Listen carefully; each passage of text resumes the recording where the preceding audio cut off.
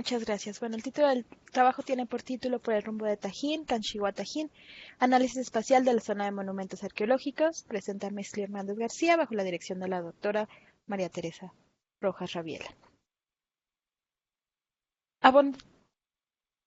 Abordar cualquier elemento desde su dimensión espacial conlleva siempre un reto, especialmente al hablar de sitios como el Tajín, donde convergen múltiples sistemas espaciotemporales, cada uno asociado a los medios físicos y sociales que lo posibilitan. Hasta el momento, la mayor parte de los estudios acerca de la zona de monumentos arqueológicos del Tajín han abordado este sitio como un lugar, es decir, como un punto en la superficie terrestre que está caracterizado por los objetos físicos que ahí se encuentran. No obstante, los lugares solo pueden existir en un momento dado, pues son el resultado de las relaciones ejercidas en un instante particular. De tal forma que abordarlo de esta manera únicamente permite el estudio sincrónico de lo que es el Tajín. Por esta razón, me propuse explorar el Tajín ya no como un lugar, sino como un espacio, entendiendo por espacio el conjunto indisoluble de sistemas de objetos y sistemas de acciones, es decir, la conjunción entre materialidad y acción. Bajo esta perspectiva, el espacio solo existe cuando es actuado. En palabras de Marc Aullier, el espacio es el lugar, lo que la palabra cuando es hablada. No es jamás un producto terminado, sino más bien un flujo que está en constante transformación. Abordarlo de esta manera nos permite acceder a aquello que es inmanente y que escapa al tiempo. Tradicionalmente, los estudios del espacio se relacionan con otras disciplinas como la geografía o la historia. No obstante,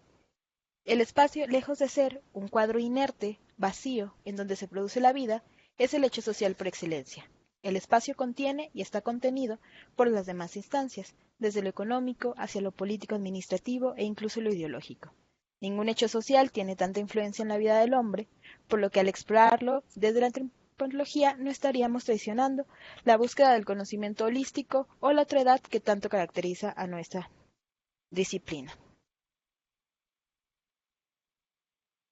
Esto lo podemos ver claramente en el estudio del Tajín, donde justamente existen múltiples capas o múltiples historias que van transcurriendo de manera paralela, aunque a diferente escala. Por un lado, podemos ver las grandes historias de la arqueología, con las hazañas de los grandes hombres que han intentado rescatar los vestigios del pasado, de la acción de la naturaleza, y por otro lado, otras historias, o historias otras, como lo llaman los mismos lugareños, que atañen más bien a los usos del espacio. Viéndolo en conjunción, lo que nos presenta esto es un sitio arqueológico como un espacio donde convergen múltiples narrativas,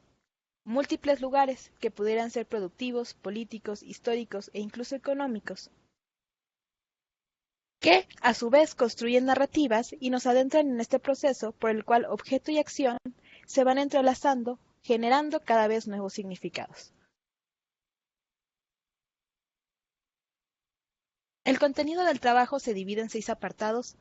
los cuales presento a continuación, iniciando con la presentación en donde se plantea cuál es el problema y la justificación del mismo, así como un breve esbozo del marco metodológico. El primer capítulo, titulado El Tajín, la ciudad del trueno, en donde explora la problemática de las concepciones de zona arqueológica y zona de monumentos arqueológicos, así como la descripción de las poblaciones humanas próximas al Tajín. En el siguiente capítulo, un lugar en el Totonacapan, llamado Tajín, se exploran las nociones de región y lugar, y se toma el Tajín como el elemento articulador para entender las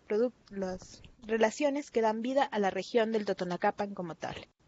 En el tercer capítulo, el espacio geográfico, un híbrido entre lo físico y lo social, se discuten las categorías internas del espacio, configuración territorial, paisaje y técnica. En el capítulo cuarto, los usos del espacio, se explora la manera particular en que diversos actores entablan relación con el espacio a partir de su interrelación con los diversos sistemas de acciones y de objetos, para finalmente concluir con una propuesta de intervención que aborda 8 puntos.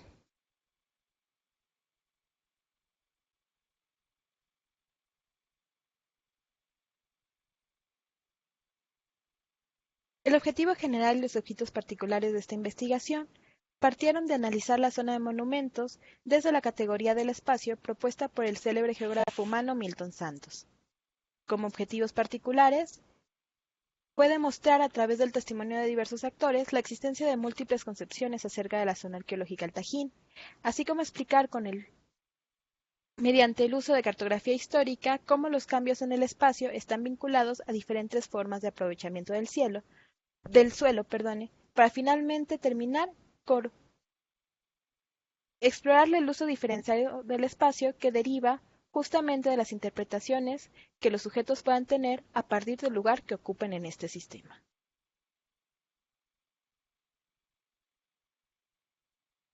En cuanto al apartado metodológico o el marco metodológico, la presente investigación se desarrolló conforme un enfoque cualitativo, con un diseño etnográfico, basado en la recolección de información documental y de campo en torno a la zona de monumento. Para el análisis documental se realizó una revisión sistemática de textos publicados sobre el Tajín, fundamentalmente en su aspecto etnográfico, histórico y arqueológico, así como un trabajo de archivo en múltiples hemerotecas, mapotecas y fototecas. También se utilizó el Sistema de Información Geográfica, conocido como SIG, para poder georreferenciar imágenes y hacer un ejercicio de cartografía histórica para llevar al resultado un detenido estudio acerca de cómo han evolucionado las fronteras de la zona arqueológica. Y finalmente, se utilizó trabajo de campo remoto a través de entrevistas semiestructuradas por medios digitales como videollamadas, llamadas telefónicas y mensajes de texto, así como retomar algunas entrevistas y testimonios que se fueron recabando en visitas anteriores al Tajín.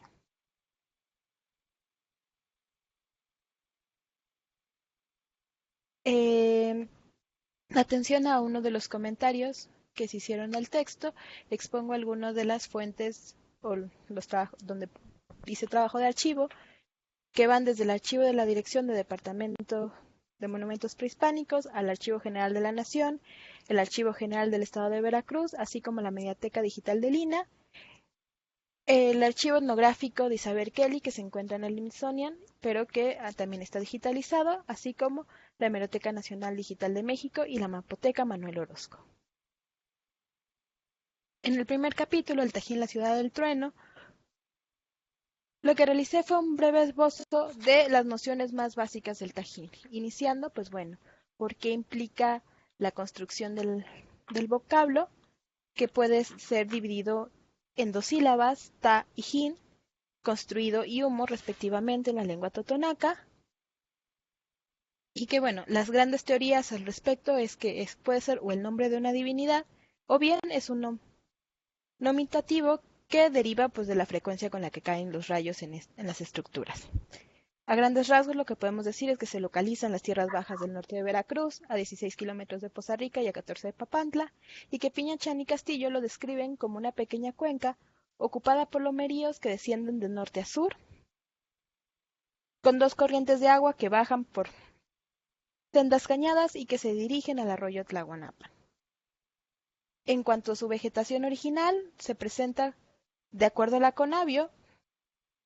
como un posible bosque tropical perennifolio, también conocido como una selva tropical lluviosa. Sin embargo, la acción humana ha tenido repercusiones en este ecosistema, lo cual lo ha ido transformando, y actualmente lo que encontramos es principalmente zonas destinadas al ganado, a la alimentación de ganado mayor, así como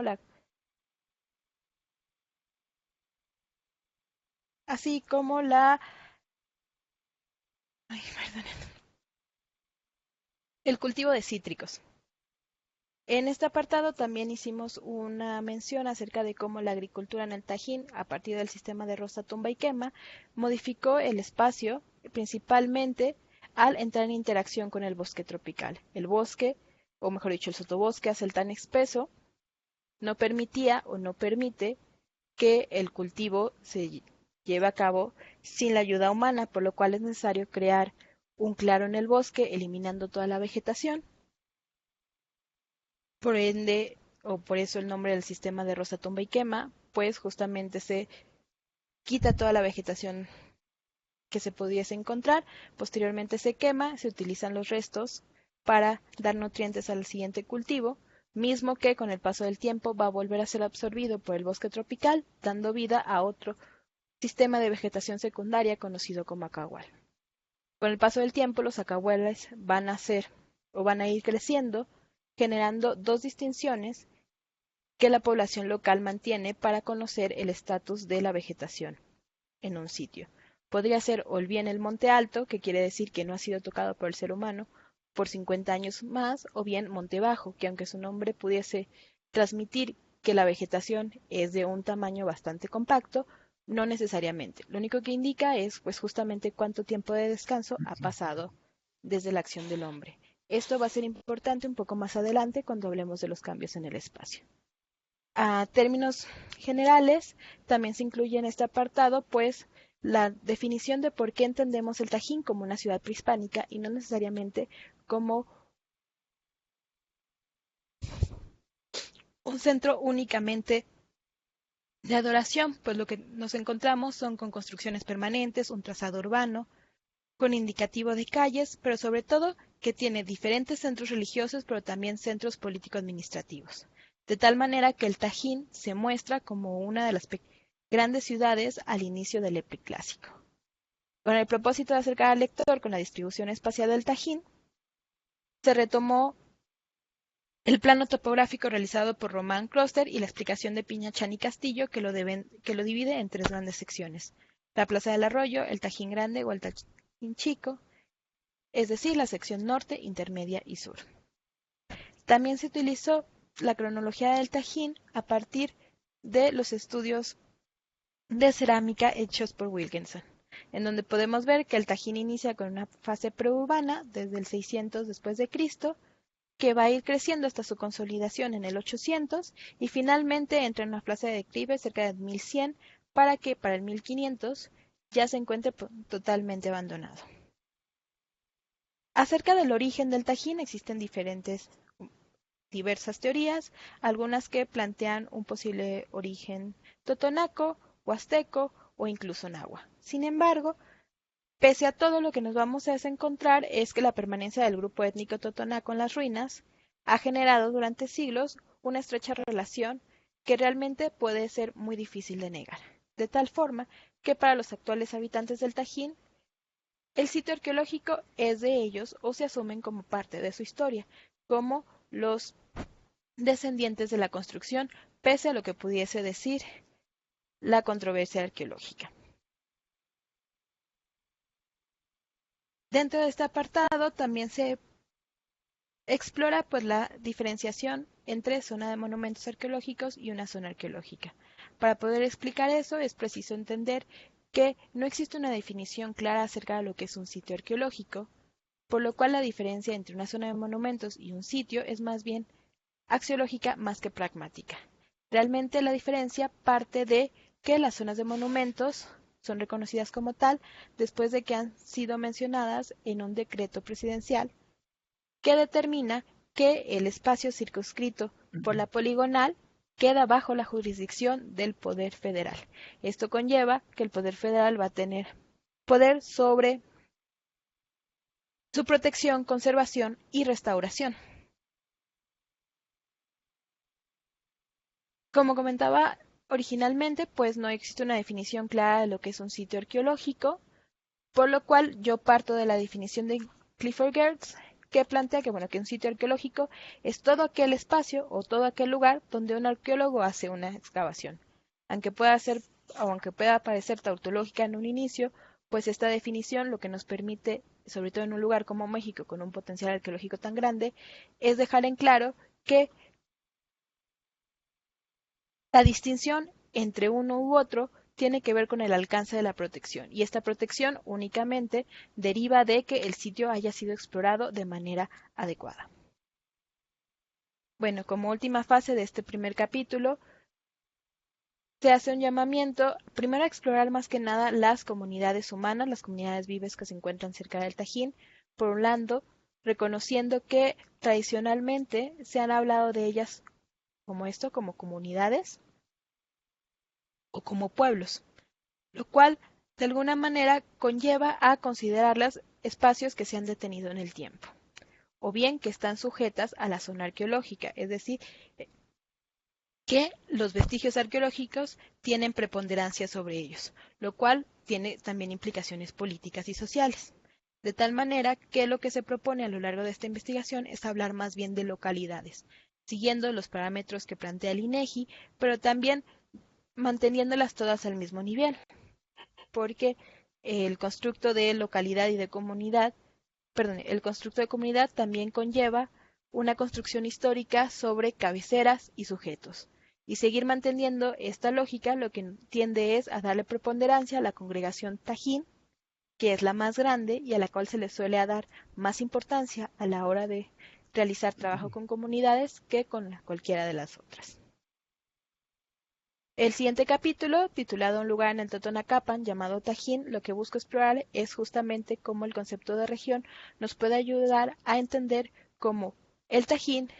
y una zona más grande, que es el Totonacapan, se van construyendo de manera paralela o vis a vis. El concepto de región lo tomamos desde la geografía para atender ciertos fenómenos que exigen ser diferenciados en términos espaciales para poder entender su estudio. A pesar de ser un concepto bastante polisémico, en todos los casos siempre implica una porción que está organizada por un sistema y que a su vez se inscribe en un conjunto más vasto. Esto nos lleva a observar pequeñas unidades histórico-sociales en donde existen variaciones y especificidades que le dan una cierta identidad que lo distingue de la unidad. Existen 4 tipos de estudios regionales, principalmente en México, al menos esto siguiendo la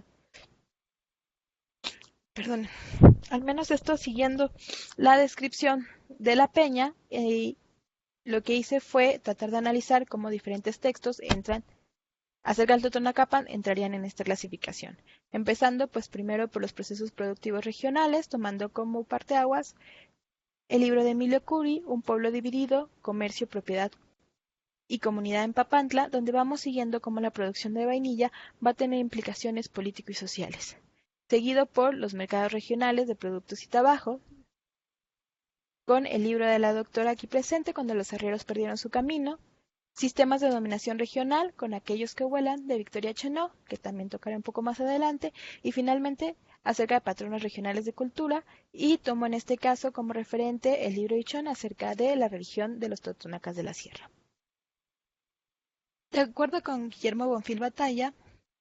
la región es la expresión espacial de un proceso histórico particular que determina que una cierta población en un área esté organizada en un sistema de relaciones sociales que la sitúan en un contexto determinado con la sociedad global, pero también con las demás partes que conforman el todo. Una de las principales características del concepto de región es que sus fronteras nunca son estáticas y que van dependiendo de fenómenos sociales complejos y dinámicos, por lo cual no se puede permitir o no nos podemos permitir establecer límites muy rígidos. Uno de los ejercicios más claros en donde podemos ver cómo el Totonacapan ha evolucionado conforme las condiciones sociales han ido cambiando es el que presentan Kelly Palerm en su libro de 1952, de Tajín Totonac, en donde los autores nos plantean que hubo una reducción de la frontera a partir de que las poblaciones fueron dispersándose durante el siglo XVI. Bueno, estos límites del Totonacapan se han sido readecuando y han ido evolucionando. Lo más reciente es el de el CDI, pero para fines de esta investigación tomé la descripción del Totonacapan que plantea la doctora Emilia y posteriormente lo que hice fue considerar su zonificación dentro del mismo Totonacapan para determinar que si el Totonacapan es un espacio tan grande y tan diverso porque se toma como región todo el lugar propio de la etnia totonaca y esto a su vez conlleva varias definiciones, pues algunos autores lo determinan a partir del alcance de la lengua, otros por el alcance de vestigios arqueológicos y finalmente un tercer sector que lo que habla es de la distribución de la cultura como tal. Entonces, en este gran universo bastante heterogéneo, se considera que dentro del Totonacapan podemos encontrar diferentes regiones. Para fines de la investigación me concentré en la llanura costera, que involucra los municipios que pueden ver en pantalla y específicamente donde se encuentra el Tajín. Como comentaba, el interés principal de este capítulo era determinar cómo el Tajín y el Totonacapan se van construyendo mutuamente. Para ello parto de la propuesta metodológica de Bernardo García Martínez, quien sugiere que para analizar una estructura espacial de conjuntos funcionales, lo mejor que podemos hacer es tratar de buscar un elemento articulador que nos permita entender cuál es la parte medular de un sistema.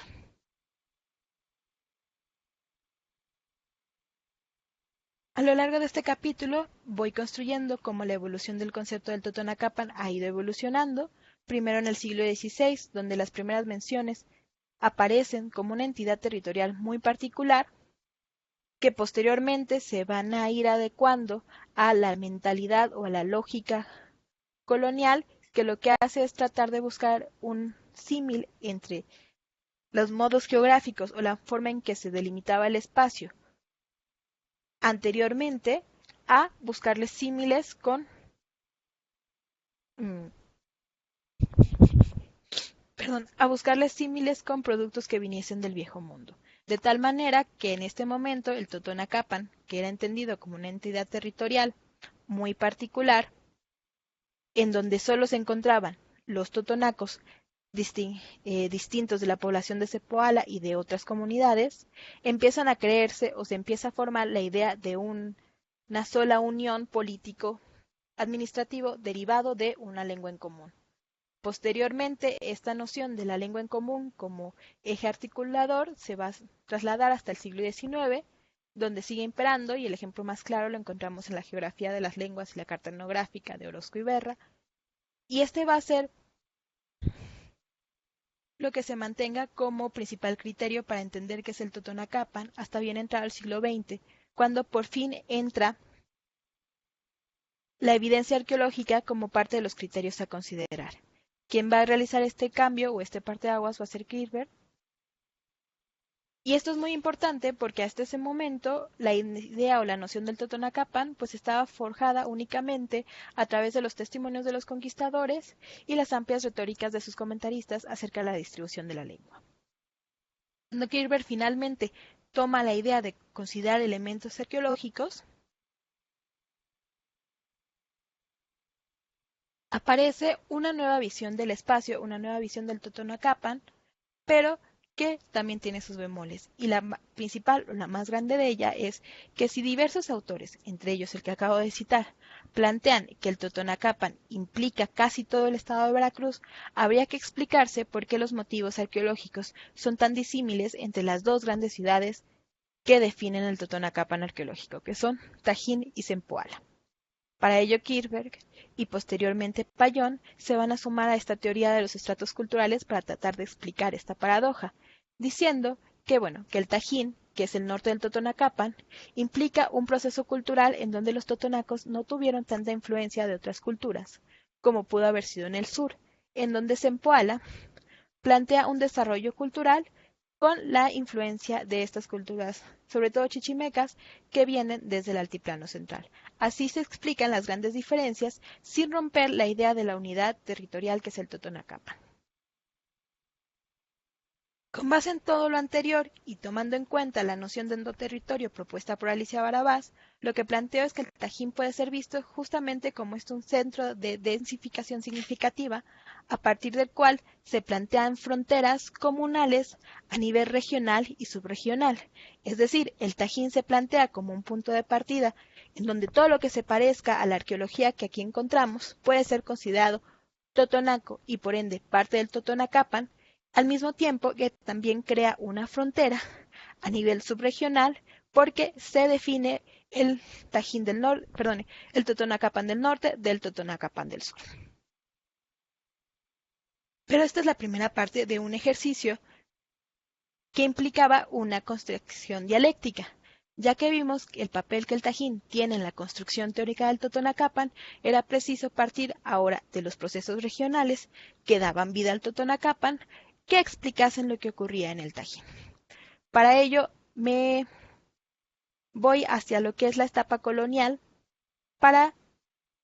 definir lo que Velázquez y Hoffman hablarán sobre un desarrollo económico excluyente. Está justamente marcado por una economía muy poco vigorosa y por el aislamiento de los principales centros urbanos. Aquí lo que vamos a ver principalmente es que la economía señorial es realmente muy poco rentable, sobre todo porque, uno, los indígenas se encuentran dispersos y son dueños de sus propios medios de producción, como la tierra, la mano de obra y la tecnología, y dos, porque la agricultura de autosuficiencia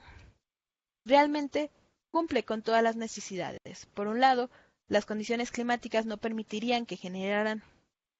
excedentes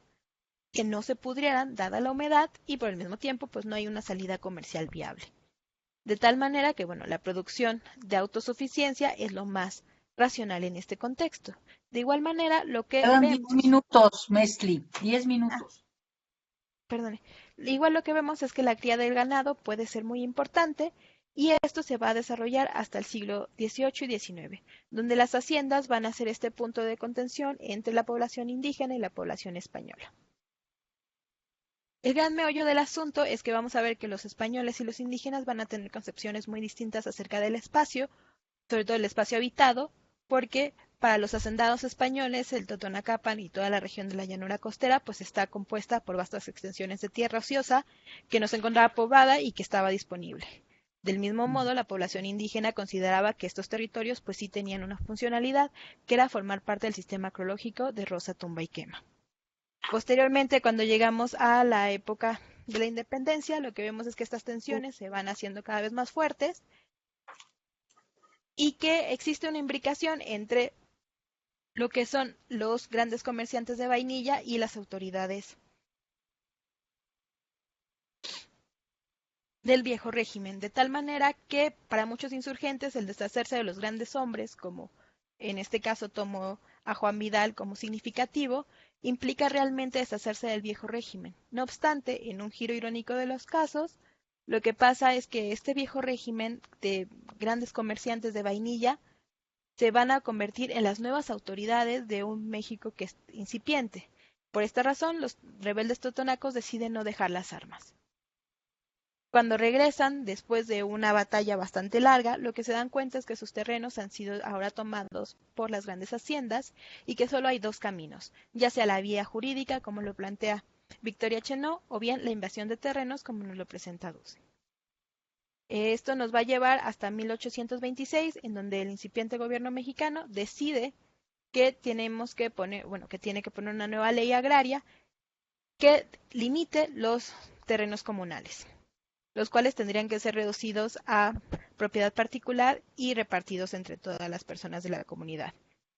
Esta ley queda, digamos, en pausa hasta 1856, en donde Ignacio de la Llave la vuelve a poner en discusión y él establece que la población estaba mal distribuida, que había grandes extensiones de terreno deshabitado y que esto era culpa de que había terrenos comunales. Sin embargo, muchas veces pasa de largo dentro de este análisis que justo en el momento en que todo esto ocurre, ese se da el mayor auge del comercio de vainilla en Papantla. Y esto a su vez también corresponde a un cambio técnico que tiene que ver con la plantación de esquejes. Así, los viejos comerciantes se convierten ahora también en sujetos inmersos en la producción de vainilla y esto lo hacen a través de los préstamos particulares que tienen que hacer o que consiguen un beneficio a partir del cobro de garantías, mismas que no podrían ser útiles o fáciles si los sujetos no son dueños de sus propias tierras, por lo cual van a empujar el decreto 152 que establece que los terrenos tendrían que ser divididos. Después de un ir y venir entre las autoridades y las comunidades indígenas, por fin se logra llegar a un acuerdo en donde se crea esta nueva forma de tenencia de la tierra, bueno, nueva en la región, no, porque ya se había practicado en la zona del sur, conocida como los condeñazgos, en donde cada condueño era propietario de un porcentaje de la tierra, más no de una parcela como tal. El cantón de Papantla se va a subdividir en 25 lotes. El que nos atañe en este momento es el lote 19, Ojital y Potrero, que a su vez va a ser dividido en 206 acciones, dejando dos medias acciones para la escuela y para las ruinas del Tajín. Durante este proceso, pues vamos a ver también cómo las viejas autoridades de la guerra de independencia van a jugar un rol muy importante, aliándose con el sector comerciante de vainilla para despojar a los indígenas de su tierra y a su vez darle cabida a un nuevo actor que van a ser los campos petroleros. Durante este periodo también empezamos a ver cómo La tenencia de la tierra va a generar un proceso donde se inmiscuye también el desarrollo económico, pero también la exploración arqueológica. A grandes rasgos, al principio del siglo XX, lo que vamos a ver es un cierto interés por mantener las tierras de la zona arqueológica a su mínima expresión, tanto por parte de los intereses petroleros como de los propios indígenas, cosa que va a ir cambiando con el paso del tiempo, conforme el territorio se convierte en un espacio federal. El ejemplo paradigmático que yo presento a lo largo de este capítulo es el caso de Ojitál 1, que es un pozo petrolero que se encuentra en la parcela 76, a escasos 100 metros de la pirámide de los Nichos, y que se realizó con la anuencia de la Secretaría de Economía, pero también con en ese momento las autoridades que estaban a cargo de la exploración arqueológica. Finalmente, en este capítulo se presenta pues cómo la zona arqueológica y sus límites han ido evolucionando conforme los intereses económicos iban permeando hasta llegar a su actual distribución, que es la que vemos en color rojo. En el tercer capítulo, el espacio geográfico, un híbrido entre lo físico y lo social, lo que trato de explorar es cómo el espacio justamente es una imbricación entre acción y objetos, y parto de tres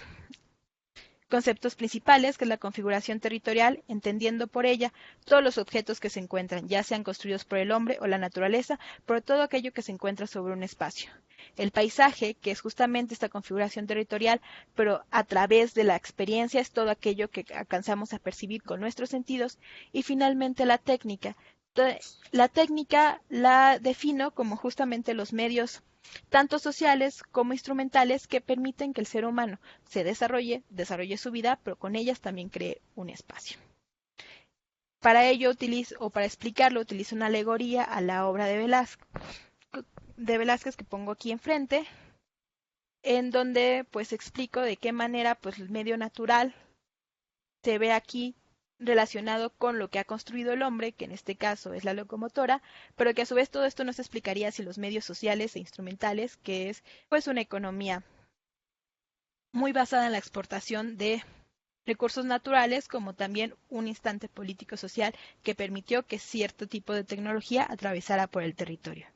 Posteriormente hago un análisis espacial de la zona arqueológica, explicando cómo en ningún momento la distribución de los objetos en el espacio es al azar. Tomo como referente, por ejemplo, la relación entre la pirámide de los Nichos, que es icónica de la zona arqueológica, y justamente la montaña que se encuentra atrás, y a través de un análisis de la astroarqueología del doctor, perdón, no puedo pronunciar su nombre en este momento, pero bueno, es un estudio que demuestra que todo está alineado y que junto con el estudio de la cosmovisión totonaca nos presenta que la pirámide está alineada de tal manera que representa la victoria del dios Tajín sobre otras entidades. Posteriormente también se hace un breve esbozo de cómo algunos elementos físicos, en este caso el arroyo, ha sido aprovechado de diferentes maneras a lo largo de la historia, considerando también los medios sociales y tecnológicos con los que se va contando. Por un lado, al principio se consideraba el arroyo como un límite natural de la zona arqueológica. Posteriormente, cuando empiezan los conflictos por la tenencia de la tierra, el arroyo se convierte en un importante eje de referencia para crear estos mapas, y los mapas a su vez definir la tenencia de la tierra, para finalmente, ya cuando tenemos los medios tecnológicos, en este caso la construcción de un puente de metal y cemento, deja de ser un obstáculo para convertirse en algo que va a formar parte del mismo recorrido arqueológico. Pero bueno, así como existe una relación con los objetos naturales, también el ser humano va a construir objetos que le van a dar una cierta vida o una cierta lectura al espacio. Y para ello lo que hago es énfasis en la construcción del Museo del Sitio y la Unidad de Servicios Culturales. Asimismo, muestro cómo los objetos, ya sean naturales o construidos por el hombre, en sí mismos no van a contar una historia si no la relacionamos con las acciones de los seres humanos. Para ello también hago el análisis de cómo el palo volador ha ido cambiando, digamos, de estar enfrente de la pirámide de los Nichos a tener que moverse, porque en algún momento el ritual del volador, bueno, no en algún momento, desde el siglo XIX, empieza a tener una noción mucho más lúdica y empieza a congregar más personas que ponen en peligro los vestigios arqueológicos, tiene que ser movido a un nuevo lugar. que es justamente donde se encuentra actualmente, la media luna. La media luna también conlleva la construcción de un espacio como tal. Y finalmente, el ejemplo más claro o paradigmático que encuentro de cómo las acciones y los objetos se van relacionando es la construcción de todo este circuito de ventas de artesanías que se conoce como los de afuera, es decir, toda la gente que no tuvo cabida dentro de la unidad de espacio, la unidad de servicios culturales y turísticos, empieza a buscar una forma de ganarse la vida que es a través de venta de artesanías o la dotación de servicios. ¿Cómo esto impacta o qué tiene que ver con las acciones? Pues bueno, que justamente en 1992, cuando viene una autoridad, en este caso el presidente de la República, ellos solicitan permiso para poderse poner. Y lo que era un permiso temporal termina por convertirse en una nueva forma de vida y en una palanca de poder político que a la fecha tienen cooptado casi toda la zona de inicio del Tajín. Finalmente, en el capítulo cuarto, lo que exploro es cómo el espacio